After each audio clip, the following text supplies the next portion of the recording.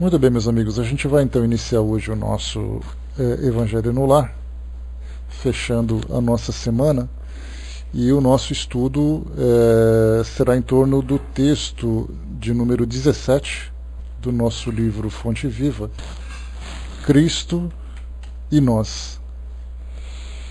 Esse texto é bastante interessante porque ele faz uma convocação para nós que abraçamos uma causa como a do cristianismo, que muito mais do que a interpretação que se tem hoje das religiões, que é uma ideia de salvação individual, a causa cristã ela é exatamente fazer com que o mundo se transforme. Então não é o individualismo que vai fazer com que o mundo seja diferente do que ele é hoje, mas é exatamente essa transformação coletiva que a doutrina espírita traz isso com tanta intensidade. A gente pode perceber que nos ensinamentos que nós recebemos, o fundamental é que nós promovamos a nossa transformação interior através do exercício das virtudes que nós recebemos como exemplo, trazidos por Jesus, para que nós consigamos influenciar o mundo à nossa volta. Então não temos a pretensão de uma salvação individual, de uma elevação individual, porque nós sabemos que o dinamismo do mundo espiritual, o dinamismo do universo não funciona de uma forma individualista. Então nós pensamos assim: eu tenho que me tornar uma pessoa de bem para que eu possa alcançar o paraíso. E aí então eu viro as costas para o mundo, viro as costas para as necessidades alheias e sigo o meu caminho como se eu fosse chegar naquele objetivo conquistando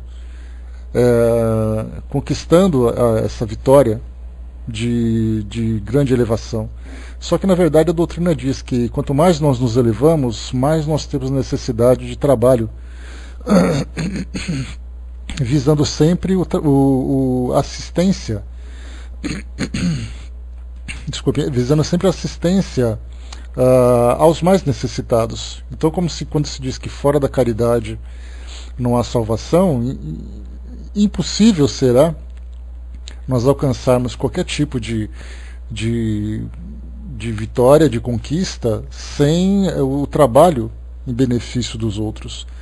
E aqui nesse texto 17, Emmanuel nos traz uma passagem do livro de Atos dos Apóstolos, no capítulo número 9, item 10, em que ele tira esse trecho de uma narrativa interessante daquela conversão de Paulo de Tarso, lá na estrada de Damasco, em que Paulo teve aquela visão de Jesus, que perguntava por que Saulo o perseguia, Saulo de Tarso, né? Saulo, que era o nome, Tarso era de onde ele vinha, e ele era um representante do Império Romano, e tinha ali uma perseguição feroz aos cristãos.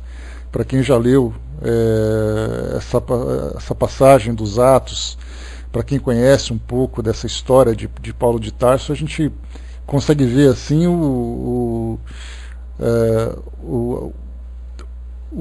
a perseverança ou a insistência que ele tinha nessa perseguição, em prender, em condenar, entregar para o poder romano aqueles que eram seguidores de Jesus.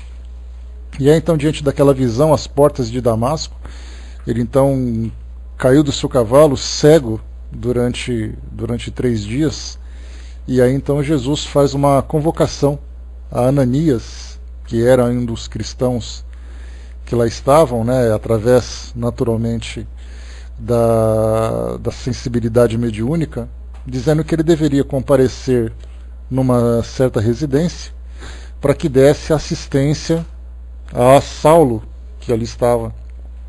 Então é dessa passagem que Emmanuel tira esse versículo. Então ele diz assim: e disse-lhe o Senhor em visão: Ananias. Ele respondeu: eis-me aqui, Senhor. Então essa passagem já traz para nós aqui uma convocação importante, porque quando nós olhamos aqui para o nosso mundo hoje e a gente vê todas as necessidades que temos, todas as dificuldades que nós enfrentamos com relação à violência, com relação a carência que as pessoas sofrem, com relação às dúvidas, aos temores, todas as dificuldades que nós encontramos hoje no mundo, seja dentro dos nossos círculos de convivência, seja na mídia, quando nós encontramos, seja através dos nossos trabalhos, não importa onde seja, a gente sempre percebe ali a necessidade de um ajuste, a necessidade de um trabalho. E aí então é comum que as pessoas caiam de joelhos e simplesmente façam uma prece pedindo que o mundo espiritual dê assistência para que uma determinada situação seja revertida. Então nós imaginamos que aquelas potências do céu vão simplesmente se materializar na nossa frente, fazendo um trabalho dentro do nosso ambiente material que vai modificar uma situação. E nós não nos damos conta que o mundo espiritual, através dessas convocações, nos chama para exatamente prestar essa assistência que é necessária em nome desses amigos. Nós fazemos então aqueles pedidos, que Jesus nos ajude, que Jesus venha nos atender e tudo mais, e nós chegamos então, alguém vem para nós e diz assim, olha, vá lá e faça por mim. Como aconteceu com Ananias, que Jesus disse, Ananias, ele respondeu, eis-me aqui, Senhor. Então é através de nós que somos os servidores, nós que somos esses trabalhadores, que somos os representantes do mundo espiritual. Porque do contrário, nós vamos esperar então aqueles grandes espetáculos, esperar então aqueles grandes fenômenos acontecendo no nosso mundo para resolver os problemas que dizem respeito a nós. E nós sabemos que não é assim que acontece, não vai surgir um raio do céu, não vai sair um raio do céu, não vai acontecer uma grande mágica materializando comida, materializando roupas, materializando medicamentos, materializando mão amiga que possa ajudar naquilo que precisa. Somos nós que fazemos isso. E diante dessa educação religiosa que infelizmente a gente encontra nos tempos atuais, é cada um por si, Deus para todos. Essa expressão é bastante verdadeira nos tempos atuais, porque dá para a gente imaginar que essa expressão era utilizada, a gente pode imaginar assim um determinado cenário, uma determinada situação, em que acontece uma grande catástrofe. E aí então as pessoas saem correndo, cada uma por si, dizendo, cada um por si, Deus para todos. E aqueles que são os mais frágeis, aqueles que são os mais temerosos, eles vão ficando para trás. Enquanto que aqueles mais vigorosos, os mais fortes, vão correndo, vão se salvando individualmente, simplesmente dizendo, cada um para si e Deus para todos. E o papel é exatamente o contrário, aqueles mais fracos estendem a mão para tentar ajudar aqueles que estão ficando para trás, exatamente porque eles precisam dessa assistência. E aí quando se fala cada um por si e Deus para todos, a gente faz exatamente o contrário. É Deus para todos através de todos. Emmanuel diz o seguinte nesse texto para nós. Os homens esperam por Jesus, e Jesus espera igualmente pelos homens. Ninguém acredite que o mundo se redima sem almas redimidas. O Mestre, para estender a sublimidade do seu programa salvador, pede braços humanos que o realizem e intensifiquem. Começou o apostolado buscando o concurso de Pedro e André, formando em seguida uma assembleia de 12 companheiros para atacar o serviço da regeneração planetária. E desde o primeiro dia da Boa Nova, convida, insiste e apela, junto das almas, para que se convertam em instrumentos de sua divina vontade, dando-nos a perceber que a redenção procede do alto, mas não se concretizará entre as criaturas sem a colaboração ativa dos corações de boa vontade. Ainda mesmo quando surge pessoalmente, buscando alguém para sua lavoura de luz, qual aconteceu na conversão de Paulo, o Mestre não dispensa a cooperação dos servidores encarnados. Depois de visitar o doutor de Tarso, diretamente procura Ananias, enviando-o a socorrer o novo discípulo. Por que razão Jesus se preocupou em acompanhar o recém-convertido, assistindo-o em pessoa? É que se a humanidade não pode iluminar-se e progredir sem o Cristo não dispensa os homens na obra de seu erguimento e sublimação do mundo. Ide e pregai. Ei que vos mando. resplandeça a vossa luz diante dos homens. A seara é realmente grande, mas poucos são os ceifeiros. Semelhantes afirmativas do Senhor provam a importância por ele atribuída à contribuição humana. Amemos e trabalhemos, purificando e servindo sempre. Onde estiver um seguidor do Evangelho, aí se encontra um mensageiro do amigo celestial para a obra incessante do bem. Cristianismo significa Cristo em nós. Então daqui a gente traz exatamente para esse contexto que a gente conversou inicialmente. Quando nós olhamos para o nosso mundo hoje, que vive esse materialismo intenso, esse materialismo desenfreado, e quando a gente fala de materialismo, é a preocupação que as pessoas têm de fazer com que suas vidas materiais não sejam apenas equilibradas, mas que elas sejam prósperas também. E isso é bastante natural. Não há ninguém aqui hoje que possa dizer que se ganhasse um prêmio numa loteria, jogaria o bilhete fora porque não interessa aquilo que ele vai receber. Então, na verdade, a nossa necessidade, pelo fato de estarmos vivendo num ambiente físico, o conforto físico para nós tem grande importância, grande valor. A grande dificuldade que nós observamos hoje é que as pessoas não se deram conta ainda que esse ambiente material ele é temporário. Esse ambiente material, ele é para nós apenas um estágio de evolução e que a sequência desse estágio se dá exatamente na nossa transformação espiritual, que acontece aqui, nesse nosso mundo hoje, e dá continuidade depois. Então sim, nós trabalhamos pela nossa sustentação, trabalhamos pelo nosso conforto. Mas toda essa estrutura que nós estamos construindo hoje tem um propósito maior, que é exatamente, eu estou criando essa estabilidade material para que eu possa ter condições de olhar para dentro de mim mesmo, me autoconhecer e me transformar. Mas pelo fato das pessoas não terem ainda essa consciência do mundo espiritual, que na verdade elas têm conhecimento, mas não significa necessariamente que tenha consciência. Tem uma diferença significativa nisso. Porque hoje nós vemos as igrejas lotadas, né, nós vemos as instituições religiosas cada vez mais se expandindo cada vez mais, as pessoas frequentando intensamente, demonstrando uma fé ardente, mas com um comportamento contraditório diante dessa realidade espiritual. Porque vão em busca de um amparo espiritual para poder construir um mundo material. Fazem exatamente o contrário. Eu vou até a igreja para poder pedir aquilo que possa me dar a sustentação material. E não o contrário, para fazer com que eu tenha equilíbrio para construir, para que eu tenha esse equilíbrio para construir essa base material, para que eu possa, nessas instituições, fazer com que essa transformação aconteça cada vez mais, de forma cada vez mais profunda. Então nós vimos aqui, quando se fala nessa passagem que Emmanuel citou para nós, Paulo se transformou num dos apóstolos mais importantes na divulgação do cristianismo.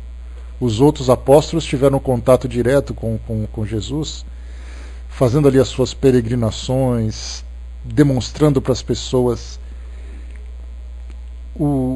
a profundidade, a realidade desse ensinamento que Jesus trouxe para demonstrar na prática.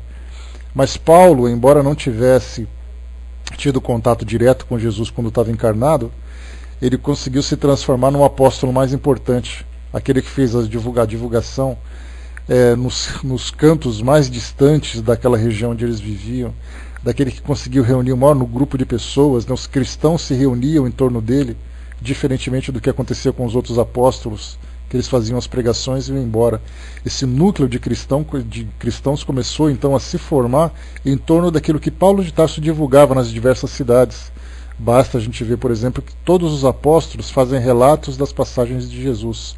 E Paulo de Tarso, nas passagens, né, de Paulo de Tarso, nós temos ali as cartas enviadas às comunidades cristãs que eram formadas, que Paulo de Tarso ia. É mais ou menos como se fosse aquele vendedor, que você vende um produto e depois você tem um departamento de pós-venda, onde você continua dando assistência para as pessoas com relação ao uso do produto, assistência técnica e tudo mais. Paulo fazia isso. Ele ia até as comunidades na Grécia, na Turquia, em Roma, né? Tem cartas aos romanos, em outras regiões, e depois ele continuava mantendo contato, dando sustentação para essas comunidades para que elas se desenvolvessem cada vez mais. Então, em termos de publicidade, de divulgação, Paulo de Tarso foi o mais importante. E o interessante é que no início, nessa sua transformação, quando Jesus apareceu para ele, nós vimos que Jesus não se materializava simplesmente dizendo, eu vou te curar. Ele chamou um daqueles que eram seus emissários para que fosse diretamente até ele para promover essa cura em seu nome. Então a gente vê que essa mesma convocação que foi feita naquela época de Ananias, naquela época de Paulo de Tarso, a mesma coisa acontece de lá para cá em todas as gerações. O problema é que nós distorcemos exatamente a missão que nós temos aqui como seguidores, como trabalhadores dessa seara cristã. Cindizinha colocou, nós somos incoerentes ainda, na maioria das vezes. Essa incoerência se dá exatamente pelo fato de nós sermos ainda aprendizes do cristianismo. Embora o cristianismo seja uma doutrina que esteja aqui no nosso mundo há quase 2000 anos, e nós estamos acompanhando a evolução dessa filosofia através das nossas encarnações anteriores, a gente vai de tempo em tempo tentando compreender ou tentando adaptar aquilo que essa doutrina oferece para nós, adaptar as nossas necessidades aos nossos interesses. Porque, na verdade, nós estamos muito presos ainda aos interesses do mundo material, a essa nossa realidade. Então a gente quer desfrutar do conforto, a gente quer desfrutar do prazer. Ontem mesmo a gente conversava sobre isso no nosso tema livre, quando a gente falou sobre Adolf Hitler, a necessidade que o ser humano tem do poder, a necessidade que o ser humano tem de influenciar o seu semelhante para fazer com que o mundo se transforme de acordo com a sua visão. Então, na verdade, hoje nós temos assim que cada indivíduo disputa com o outro a capacidade de fazer com que o mundo se transforme do jeito que ele quer. Então eu quero que o mundo seja do meu jeito, então eu vou tentar fazer com que as pessoas vivam do jeito que eu acho que é interessante. Ao mesmo tempo eu recebo também essa mesma influência de pessoas que acham que podem transformar o mundo do seu próprio jeito. Então a gente vive naquele conflito, um enfrentando o outro, para tentar colocar o seu modo de viver, fazer com que o mundo se transforme do seu jeito. Então, como a gente já conversou, nós somos ali eternos adversários, nós não somos ainda companheiros de jornada. E aí, então, quando a gente falava sobre a disputa de poder, naquela maior intensidade dos grandes ditadores que nós tivemos, ali nós juntamos influência, poder, intelecto, força, que aí eles só são mais incisivos nessas suas colocações. Enquanto que nós, no nosso ambiente doméstico, no nosso ambiente social, a gente procura sempre influenciar o outro, mas a gente acaba esbarrando exatamente naquilo que o outro também apresenta para nós como seu próprio interesse. Então a gente vive nessa disputa constante. Enquanto a gente continua fazendo isso, no decorrer dessas gerações, a gente vai deixando para trás a essência desse ensinamento. Então, essa nossa incoerência, ela se dá exatamente pela nossa falta de entendimento. Foi daí então que a necessidade de chegar de novo ao mundo espiritual, já não mais nos moldes do passado, mas agora dentro dessa realidade que é muito mais clara para nós. No passado, falar do mundo espiritual era algo ainda muito problemático, vamos dizer assim. Daí então que nós tínhamos ali Jesus vindo pessoalmente, formando o seu grupo, trazendo todos os seus ensinamentos, demonstrando leis e capacidades que até então eram desconhecidas. E aí de lá para cá nós ficamos meio que no abandono, vamos dizer assim, dessa presença mais incisiva. E aí então nós construímos as nossas instituições do jeito que nós achávamos que era certo. Porque quando a gente fala dessa dificuldade de entendimento dos ensinamentos do cristianismo, na verdade, quando a gente fala da igreja que foi criada, por exemplo, naquela época, e ela trouxe para nós um período de grandes sombras sobre a humanidade, naquele período da Idade Média, da Baixa Idade Média, da Inquisição e tudo mais, Na verdade, os homens não criaram aquilo de propósito, para dizer assim, nós vamos criar uma instituição do mal para poder destruir, para fazer com que as pessoas sofram. Na verdade, são as pessoas que estavam ali envolvidas com suas crenças, com sua fé, tomadas pela paixão, que fizeram com que as coisas se desequilibrassem, mas elas, por incrível que pareça, elas faziam com boa intenção. Muitos daqueles que eram os inquisidores do passado, eles faziam seus julgamentos tomados pela fé que eles acreditavam. Faziam de boa vontade, faziam de boa fé. Claro que nós tínhamos ali homens gananciosos, ambiciosos, orgulhosos, egoístas, até maldosos de certa forma, mas a gente lembra que havia sim a bondade no coração deles. Havia a boa intenção de fazer com que a igreja se proliferasse dentro daquele seu entendimento. Então a gente vê que a ignorância, na verdade, essa nossa limitação de entendimento, ela vem nos acompanhando durante muito tempo. Até que surgiu então aquele ensinamento, né? A própria lei da destruição, a lei do progresso, tudo são essas leis que, se nós não entendermos essas leis, na verdade, a gente vai acabar acreditando que esse propósito de transformação do mundo, esse propósito da presença de Deus na vida das pessoas, esse é todo um conto de fada, porque contraria exatamente aquilo que a mensagem diz que tudo vai melhorar e a realidade diz que vai tudo piorar. Se nós não tivéssemos essa visão de que as transformações necessitam desses grandes abalos, que cada época tem ali uma forma, é necessária uma forma específica para lidar com ela, os homens que são mais brutos, é necessária uma linguagem mais dura, né? Quando os homens vão começando a se tornar mais acessíveis, já vem ali uma linguagem mais intelectualizada, uma linguagem mais compreensível, mais acessível. A partir do momento em que a humanidade se transformar e tiver essa abertura de entendimento para a realidade do mundo espiritual, os espíritos vão utilizar uma outra linguagem também. Então, para cada época, nós temos ali um método específico para poder trabalhar. O Fernando colocou, né, se vê pessoas pedindo em dobro, triplo, quádruplo, quando se dá um pão ao necessitado, em vez de agradecer por ter ajudado a um irmão, né? Exatamente porque é a questão da barganha que nós fazemos, né? É sempre assim, eu ofereço alguma coisa e eu recebo alguma coisa em troca. Então a gente sempre tem essa preocupação de fazer ali as nossas negociatas com Deus, as nossas negociatas com o mundo espiritual. Então a gente falava sobre essa questão da incoerência, né? Então havia necessidade dos espíritos voltarem a terem contato conosco, agora de uma forma mais clara, para poder explicar exatamente o que é o cristianismo, o que é esse ensinamento de Jesus aqui no nosso mundo.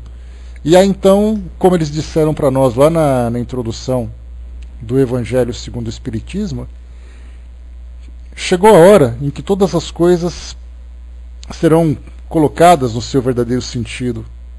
Então acabou o período do homem se enganar, acabou o período do homem se deixar levar pelas suas fantasias, pelas suas crenças equivocadas, e eles vieram mostrar exatamente isso. Olha, agora a gente já não pode mais ficar brincando de faz de conta, já não pode mais ficar contando historinhas para vocês acreditarem que o mundo é belo, que o céu é belo, que o céu é bonito. A realidade é outra agora. Então essa transformação individual que nós estamos tentando promover dentro de nós, ela começou há pouco tempo. E pelo fato de ser ainda pouco tempo, a gente tenta fazer, tem vontade de fazer, mas não consegue fazer do jeito certo. E para isso a gente já tem um entendimento claro do que é a lei de causa e efeito, que vem mostrar para nós que se por acaso nós não fizermos do jeito certo, nós teremos uma resposta que ela não é aquilo que nós esperávamos. Ela pode ser frustrante, ela pode ser dolorosa, ela pode ser temerosa, mas a gente já sabe que se não está dando certo é porque o jeito que está sendo feito é o jeito errado. Mas a gente vê que pelo fato de ser ainda um ensinamento que tem pouco tempo, que é muito recente, que é muito novo, nós temos ainda um mundo contaminado por esse pensamento antigo, por esse pensamento do passado, por aquele cristianismo ainda equivocado. Por que nós falamos cristianismo equivocado? Porque, mais uma vez, nós lembramos que Jesus ele não passava o tempo fazendo apenas pregações. Ele não passava o tempo apenas dentro de instituições, ele não passava o tempo dele dentro de instituições religiosas. Na verdade, ele passava o tempo dele trabalhando o tempo todo.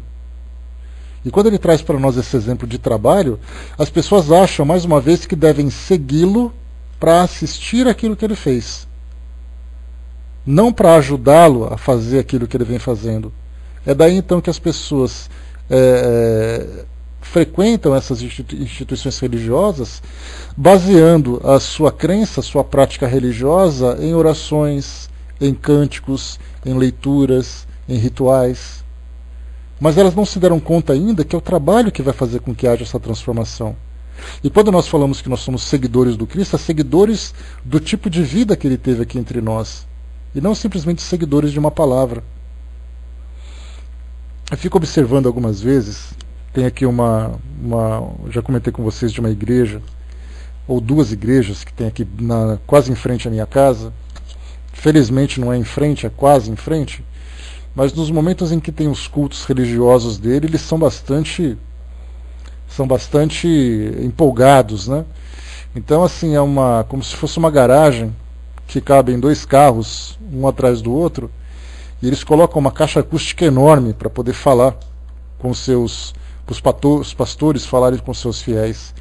E então eu fico ouvindo exatamente aquilo que algumas vezes dá para entender o que eles falam. Eu fui bem carinhoso caminhando. Então, assim, eles são muito eufóricos às vezes, né? E foi engraçado que na última terça-feira eu ouvi assim, um pastor, ele gritava, ele urrava, que dava a impressão que estava acontecendo alguma coisa grave lá dentro, porque não era uma pregação falando de amor, falando de cristianismo, falando de paz, de esperança. Não, era uma coisa assim assustadora. Para quem passava na porta, ficava com a impressão de que alguma coisa esquisita estava acontecendo ali dentro. Então a gente fica ouvindo assim, cantam muitos hinos, falam muito dessa forma, ouve muito as preces que fazem. Era apenas um culto, Ju. Era simplesmente um culto. E era um pastor que era assim, aqueles bem empolgados, né?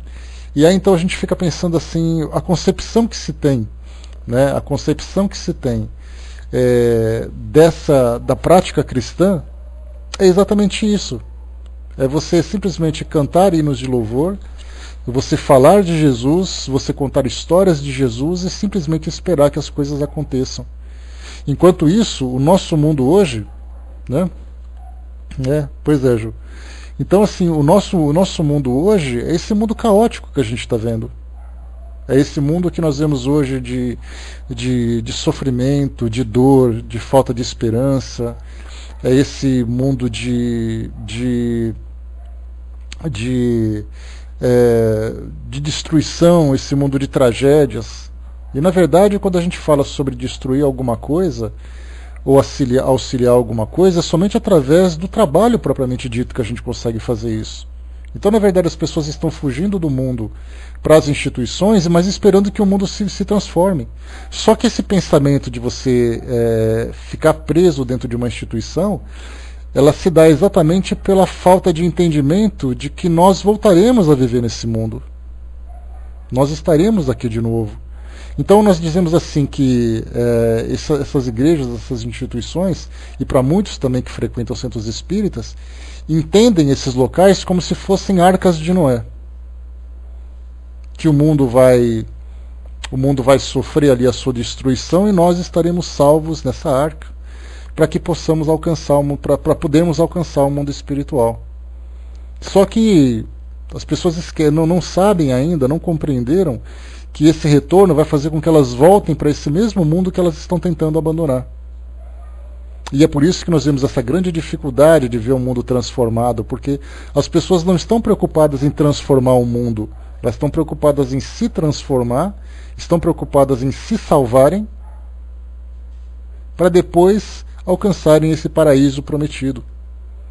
Mas a doutrina veio mostrar para nós aqui uma outra realidade, que as pessoas aprenderam nas suas catequeses, que Jesus morreu por elas. Jesus trouxe a salvação para elas. E nós vemos isso em críticas, em comentários, quando dizem assim que os espíritas acreditam que é através da salvação que eles vão se salvar. Que é através da caridade, desculpe, que eles vão se salvar. Mas Cristo já esteve entre nós para nos salvar. E isso trazem, né, de uma forma tão convicta, né, e não entenderam ainda essa mesma mensagem da necessidade de nós nos tornarmos instrumentos de transformação do mundo que nós queremos transformado.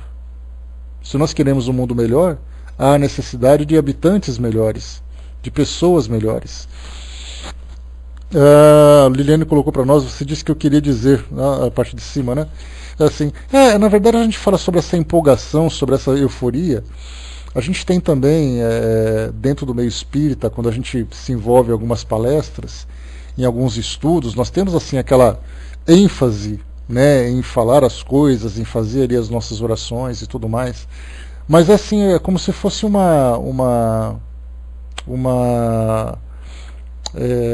aprendizado que se tem, né, que você deve fazer preces dessa forma. Eu já falei para vocês que eu já fiz parte já fui metodista, já fiz parte da igreja evangélica, e ali a gente, felizmente, não era nem pentecostal, nem neopentecostal, era uma igreja bastante flexível, bastante tranquila, mas a gente percebe que as pessoas vão aprendendo o método com outras pessoas que frequentam também. E no fim das contas você acaba repetindo aquilo que os outros fazem porque você acha que aquilo é importante. E aí a gente é tomado também por aquela paixão, por aquela empolgação toda, e acaba depois se transformando, né, nesses espetáculos que são realmente bastante assustadores para quem não está acostumado. Então, exatamente, Liliane, rezam todos iguais lá. Nós também aprendemos a fazer as nossas preces de uma forma bastante semelhante. Então são escolas, né? Quer dizer, você vai ensinando, você vai aprendendo e as coisas vão se repetindo, até que alguém quebre esse ciclo tendo essa compreensão de que você precisa fazer pela forma certa de se fazer, e não você fazer porque simplesmente te ensinaram a fazer daquele jeito, né? Fernando colocou, tem pessoas que vão a uma igreja, né, dão aquele dinheiro e acham que pagaram seus pecados e podem continuar suas vidas e acumular mais pecados para pagar depois em dinheiro, né? Algum tempo atrás se vendia terras, né, na Lua e no céu, não sei como eles iriam cobrar depois, né? Mas é aquela questão de crença. Você vai conquistar isso espiritualmente, mas infelizmente você vai conquistar isso, você vai conquistar um patrimônio material que você investiu de uma forma espiritual, né? Então a gente vê que, na verdade, essa incompreensão que se tem ainda sobre essa realidade espiritual é aquilo que ainda provoca esse atraso que nós temos na humanidade. Então, quando se fala sobre cristianismo, é importante lembrar que não somos nós os eleitos para sermos os especiais, os maiores cristãos. Na verdade, o cristianismo é aquilo que está no coração das pessoas. Se ela tiver essa consciência que Jesus veio ensinar o amor ao próximo, e não veio ensinar apenas o amor a si mesmo, ou ensinar o amor a si mesmo no sentido mais egoísta, se esse cristianismo do amor ao próximo for difundido e for bem compreendido, todas as religiões conseguirão transmitir esse ensinamento da forma correta, da forma verdadeira. Porque aí então eu vou até a minha instituição para poder fortalecer a minha fé. Nenhum de nós aqui precisaria estar hoje aqui juntos, né, estar aqui junto um com o outro, para poder se transformar numa pessoa melhor ou coisa e tal. Nós poderíamos fazer isso individualmente, mas nós achamos importante essa troca de ideias, esse diálogo em torno desses ensinamentos, para que a gente possa fortalecer cada vez mais as nossas convicções. Então, a união das pessoas em torno de determinada doutrina, em torno de determinada crença nessas instituições, tem exatamente esse propósito, fazer com que elas se fortaleçam cada vez mais para voltarem às suas atividades. E não fazerem o contrário, né? Irem a essas instituições para poder sair das suas atividades, para poder fugir dessa realidade difícil que vivem. Então nós temos que entender isso tudo. Nós, assim como outras pessoas também, de outras doutrinas, de outras crenças, tendo assimilado de fato esse ensinamento do amor ao próximo, e isso a gente vê na religião muçulmana, nós vemos na religião judaica, na religião budista, na religião hinduísta, na religião cristã, nós vamos em todos. As pessoas que têm amor ao próximo são aquelas que estão no caminho certo. E como nós percebemos ainda que essa ideia do amor ao próximo não é difundido, mas é a ideia da salvação individual, é exatamente por isso que nós vemos hoje um mundo também diferente. Raramente nós encontramos uma pessoa que diz que não tem religião, que não acredita em Deus. Mas se as pessoas têm religiões tem as suas religiões, e as pessoas acreditam em Deus, por que a doutrina do amor ao próximo não é difundido? Então é essa interpretação equivocada que nós observamos hoje. Mas, como os Espíritos dizem para nós, né, o tempo ele vai sempre ensinando, o tempo ele vai sempre resolvendo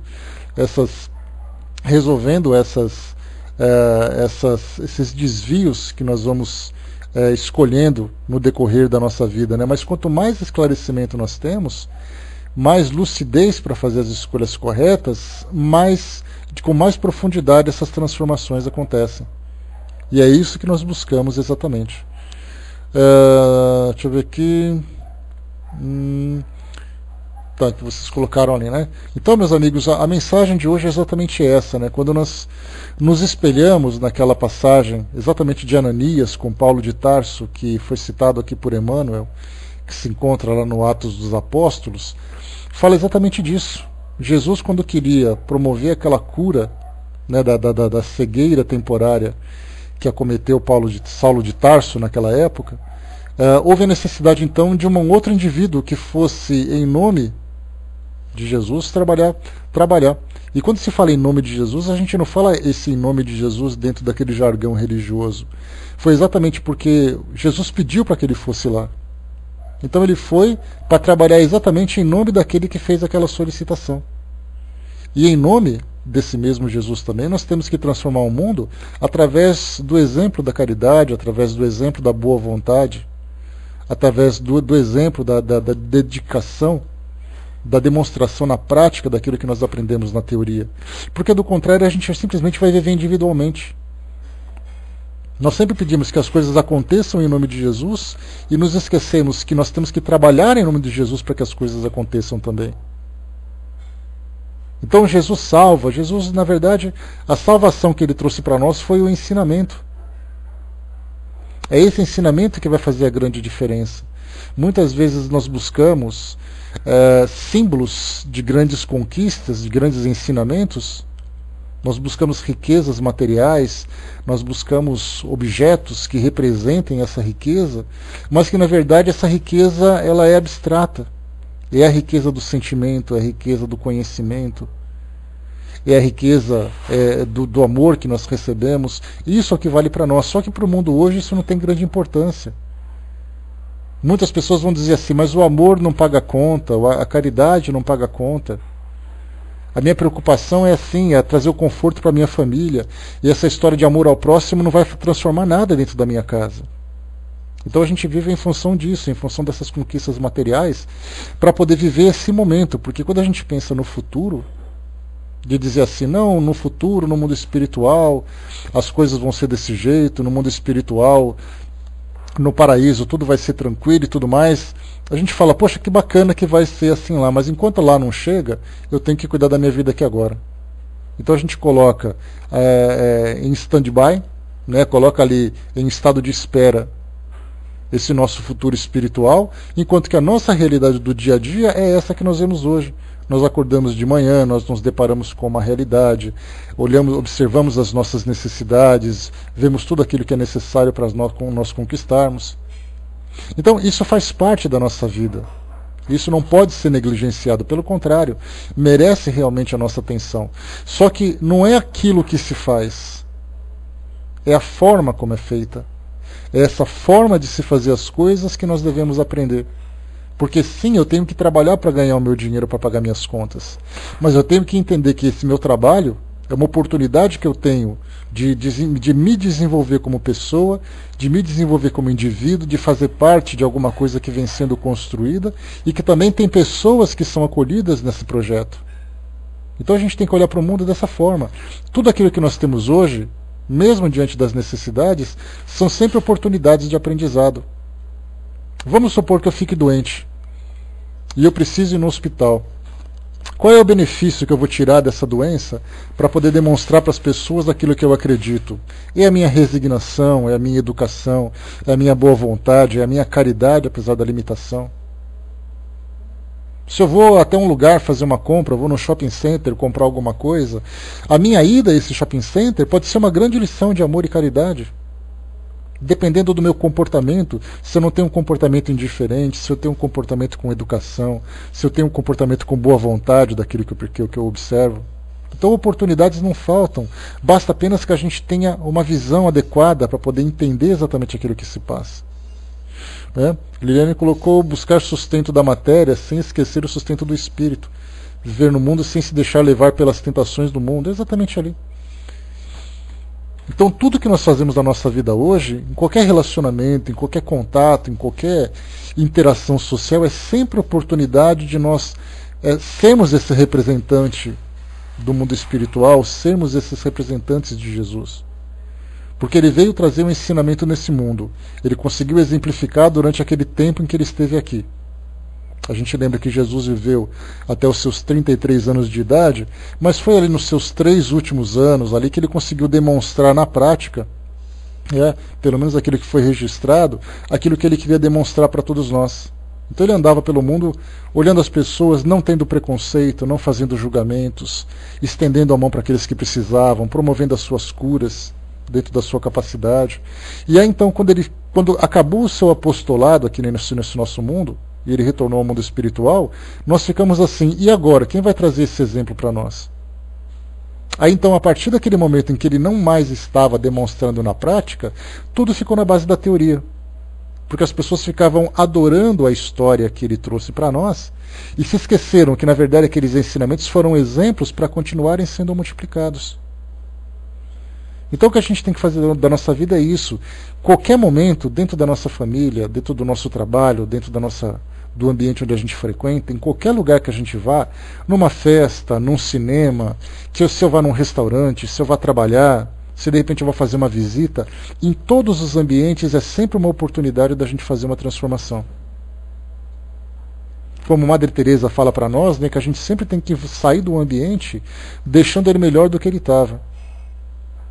Para nós, ou a gente sai do mesmo jeito que ele ficou, ou quando a gente dá a nossa infeliz contribuição, a gente deixa ele pior. E para a gente fazer com que ele seja melhor, simplesmente basta essa boa vontade. E aí então as pessoas vão entender que, poxa vida, então é tão bom conviver com pessoas que pensam diferente, é tão bom conviver com pessoas que são amorosas, que são educadas, e é através desses ensinamentos que a gente vai inserindo essa semente do verdadeiro cristianismo que foi trazido para todos nós. Do contrário, nós vamos continuar ainda rezando para que as pessoas sejam educadas. A gente faz assim, Senhor, ajude o nosso mundo a se tornar um mundo melhor. Aí Jesus dá um tapinha nas nossas costas, então faz isso por mim, por favor. Aí a gente fala, mas eu já fiz a minha prece. Então é isso que a gente aprende. A gente se afasta do trabalho esperando que as coisas aconteçam de uma forma miraculosa. Só que na verdade o milagre é a nossa transformação para fazer com que esses ensinamentos se tornem práticos, se tornem uma realidade no mundo que a gente vive. Só para a gente poder concluir aqui o nosso trabalho, na primeira frase que nós temos aqui, aliás, na segunda, está aqui, no segundo parágrafo, ninguém acredite que o mundo se redima sem almas redimidas. Então é essa redenção que nós temos que buscar. Essa redenção significa a mesma coisa que aconteceu com Paulo. Ele vivia a sua vida dentro daquela realidade de perseguidor, de colaborador daquele império que era repressor, que era opressor, que ele oprimia e reprimia as pessoas, destruía aquilo, a sua individualidade, destruía a sua liberdade, e de repente ele conseguiu, através desse milagre, se transformar naquele que trazia exatamente esse pensamento da liberdade espiritual. Então que nós sejamos como Paulo de Tarso, passemos por essa transformação íntima dentro de nós, e não precisamos ser necessariamente grandes missionários, não sair pelo mundo fazendo aquilo que esses grandes apóstolos fizeram, de renunciar suas próprias vidas para poder demonstrar tudo aquilo que eles acreditam de suas crenças. Nós podemos fazer isso simplesmente vivendo a nossa vida dentro desses padrões, vivendo a nossa vida através dessa filosofia. E aí então tudo se transforma com absoluta naturalidade. E a gente vai perceber que transformar o mundo é muito mais simples do que a gente imagina. Basta que cada um viva a sua vida com a coerência da filosofia que abraça, da crença que o sensibilizou, da crença que vem transformando na prática. Do contrário, a gente vai continuar vivendo esse individualismo durante muito tempo. E a gente sabe que individualmente a gente não vai conseguir fazer absolutamente nada. Então temos que contaminar as pessoas através dessa corrente do bem, que é uma das melhores formas de transmitirmos esses ensinamentos. Então, meus amigos, fechamos por aqui o nosso estudo de hoje. Passou rápido hoje, né? Quando eu estava achando que já estava demorando um pouquinho, de repente já está acabando. Hoje foi realmente muito rápido. E aqueles problemas iniciais que nós tivemos já também deu uma tumultuada, deu uma agitada aqui na nossa tarefa. Então a gente deixa, mais uma vez depois, façam a leitura do item número 17, do texto 17 do nosso livro Fonte Viva, Cristo e Nós, e reflitam um pouco mais sobre aquilo que a gente conversou, sobre aquilo também que a mensagem passa para vocês, que cada um tem uma leitura diferente, toda leitura é válida. Então aproveitemos ao máximo esse ensinamento para todos nós. Muito bem. Temos algum voluntário para fazer a prece para nós? Você chegou a ver, Cindyzinha? Se você me mandou em PVT aqui, eu não consegui ver. André, final? Legal, então, André. Vou passar para você. A gente volta em seguida aqui para trazer os recadinhos.